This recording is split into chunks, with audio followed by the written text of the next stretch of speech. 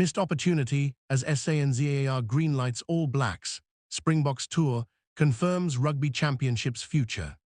The future of the Rugby Championship has been confirmed through to 2030, with SANZAAR ushering in an exciting new era of Southern Hemisphere rugby by releasing its international rugby calendar for the next 5 years. Following the conclusion of the most competitive Rugby Championship since Los Pumas joined the tournament back in 2012, the SANZAAR member unions, Argentina, Australia, New Zealand and South Africa, have signed off on a new calendar that will see the introduction of multi-week tour and a full tournament before the Rugby World Cup in 2027. The tournament will be shelved in 2026 and 2030.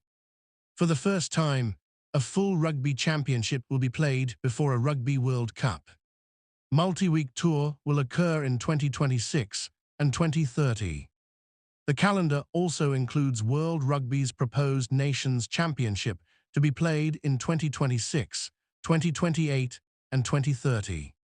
What happens to the Bledisloe Cup? The massive opportunity missed because of New Zealand's reservations. Everything you need to know about the new calendar. The announcement from SANZAAR on Thursday ends months of speculation and confirms that a change of heart occurred following the action seen on the pitch this year. It was reported during the 2025 Rugby Championship that the 4 member unions had agreed to shift to a tour format for 2028, almost certainly spelling the end of the tournament as we know it. But that has all changed, with Rugby Australia CEO Phil Waugh credited with campaigning for the U-turn decision. In 2028, the Wallabies were set to tour New Zealand for 3 matches, before the All Blacks would go on a similar tour to Argentina, while the Springboks would also have toured Australia. However, that has been binned, with a full Rugby Championship instead, taking place that year after the 2025 edition went right down to the final weekend of action. SANZAAR's announcement on Thursday all but confirms that the greatest rivalry tour will debut in 2026, with the All Blacks scheduled to face off against the Springboks 3 times in South Africa and once at an international venue, while also tackling the 4 URC franchises. The Boks are then set to tour New Zealand in 2030 with a similar playing schedule. In another big shift, the Rugby Championship will resume in 2027, and it will be a full tournament played over July and August.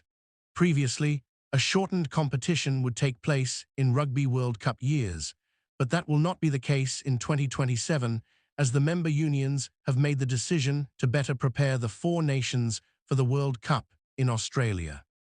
Importantly, it will also deliver for the first time a full Rugby Championship (TRC) tournament in a Rugby World Cup year 2027, allowing the SANZAAR nations an excellent preparation and run-in to the tournament, the statement read. What happens to the Bledisloe Cup in 2026 and 2030? With the Springboks and All Blacks alternating multi-week tour in 2026 and 2030, SANZAAR has confirmed that the Bledisloe Cup will still be competed for during those years. However, Waugh has thrown his backing behind the series, returning to the best of 3 tests, which has not occurred since 2021. I think that everyone probably wants a 3-match test series, Waugh said on Stan Sport. One of the big challenges right across world rugby is just the calendar, and how do you ensure that your scheduling allows it to happen, and obviously player welfare and fatigue is a big part of that. But you have to think about the actual concept, and if you think about successful tournaments and series, they're normally an odd number and best of 3. If you have the opportunity to play 3 tests, then I think that it's a logical step next. World Rugby's Nations Championship. The calendar also includes the proposed Nations Championship to be played in 2026, 2028 and 2030. I think that everyone probably wants a 3-match test series, Waugh said on Stan Sport. One of the big challenges right across world rugby is just the calendar, and how do you ensure that your scheduling allows it to happen, And obviously player welfare and fatigue is a big part of that. But you have to think about the actual concept. And if you think about successful tournaments and series, they're normally an odd number and best of 3. If you have the opportunity to play 3 tests, then I think that it's a logical step next. World Rugby's Nations Championship. The calendar also includes the proposed Nations Championship to be played in 2026, 2028, and 2030.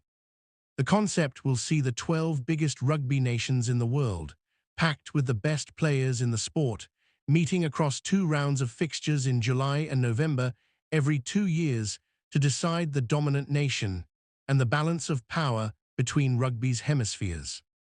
The format of the competition is set to include a European conference, consisting of the 6 nations England, France, Italy, Ireland, Scotland and Wales, unions, and a rest of world conference, comprising the SANZAAR nations, in addition to the 2 invited unions, reportedly Fiji and Japan. This competition is set to replace the current format of the July and November international windows. Listening to the fans and broadcasters. SANZAAR's calendar announcement includes the 2027 Men's Rugby World Cup and the 2029 Women's Rugby World Cup in Australia, as well as the 2029 British and Irish Lions tour to New Zealand. This competition is set to replace the current format of the July and November international windows. Listening to the fans and broadcasters. SANZAAR's calendar announcement includes the 2027 Men's Rugby World Cup and the 2029 Women's Rugby World Cup in Australia, as well as the 2029 British and Irish Lions tour to New Zealand. Commenting on the announcement of the new global calendar, SANZAAR CEO Brendan Morris said the organization listened to the fans and broadcasters to deliver the innovative calendar. Looking ahead, our joint venture is committed to driving the next chapter of Southern Hemisphere rugby. By collaborating closely with our unions and valued broadcasting and commercial partners, we've developed an innovative calendar designed to deliver thrilling rugby experiences and set new benchmarks for the game in the years to come, he said. This new calendar for Southern Hemisphere rugby is all about bringing to the fans the highest level of world-class rugby and action. Indeed, after listening to what supporters, broadcasters, and our stakeholders want, we've worked with the unions to craft a bold and dynamic schedule designed to deliver unforgettable moments every year. Whether you're cheering at the ground or watching at home, get ready for an era of electrifying matches, fierce rivalries, and world-class rugby experiences that put our passionate supporters front and center. It's a new dawn for Southern Hemisphere rugby, and we can't wait for our fans to be part of this exciting journey. The future of Southern Hemisphere rugby is brighter than ever. Our member unions have a proud record on the international stage, and SANZAAR believes this new calendar will assist in strengthening this record, while delivering to the fans unparalleled excitement and access to the world's best rugby. Missed opportunity. There is a glaringly obvious opportunity missed that accompanies the confirmation of the calendar through to 2030, and that is, of course, the non-alignment with the 6 nations. It has been reported that the SANZAAR nations have an appetite to move the Rugby Championship to the same international window as the 6 nations, but New Zealand Rugby have been holding out.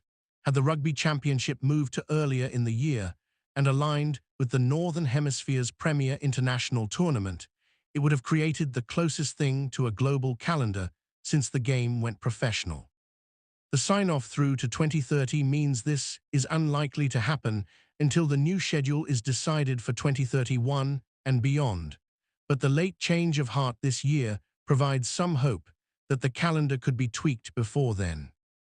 According to Rapport, New Zealand Rugby may be convinced to go along with the proposal to shift the Rugby Championship to earlier in the year, should the 6 nations organisers move their tournament forward by 2 weeks.